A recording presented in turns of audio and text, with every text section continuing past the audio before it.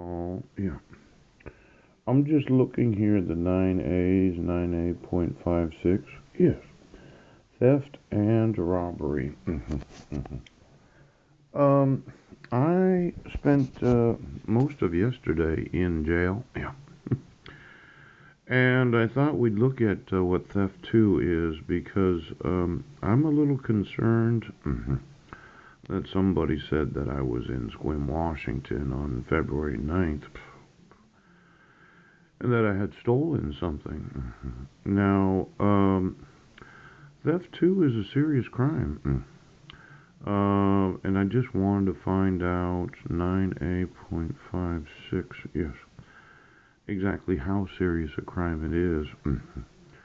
Because I know I wasn't in Sequim, and to say that there was probable cause, yes, to arrest me for theft.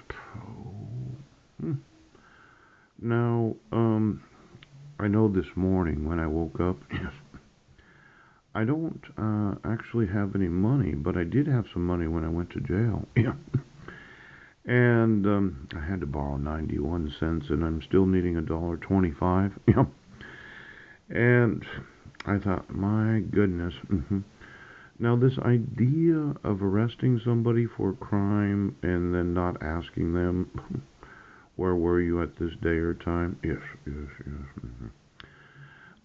I thought you would be questioned before actual arrest. Yep. Now, as they say, well, we have probable cause, right? No warrant. A picture, yep, that was taken from a surveillance camera, right, in a parking lot. It looked like a parking lot to me, yeah, during a snowstorm, because you could not actually see the person's face. It was a larger individual, yes, similar to myself, that had a full beard, and not the partial beard that I have. And I've been shaving every week. In fact, when being questioned from the officer, I mentioned, no, I shave my beard off every Sunday, and it happened on February 9th, a Saturday. Because I asked the officer, well, what date was February 9th of 2019? It was a Saturday. Now, I could prove that I was on the bus that afternoon, unless, of course, the buses weren't running during that time. Yeah. Library might have been closed. The senior center might have been closed.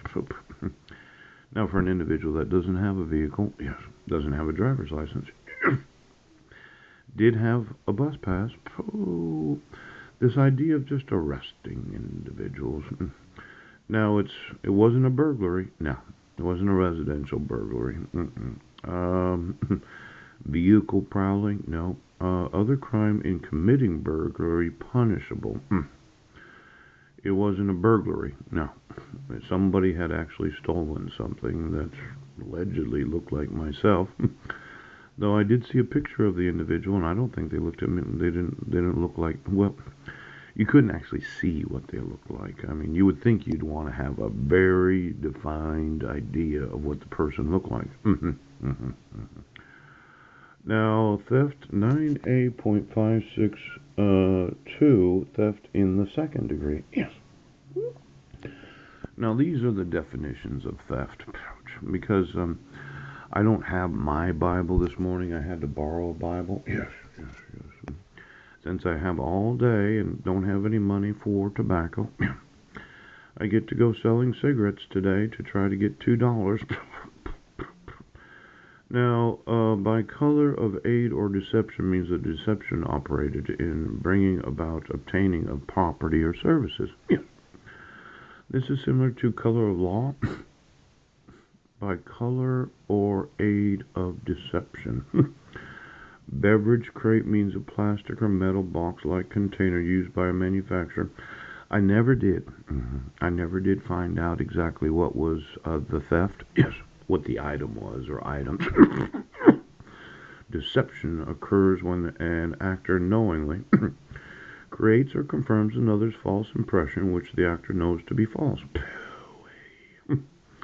There was no deception involved in yesterday's arrest, where you arrested me in the Port Angeles Public Library. Yes.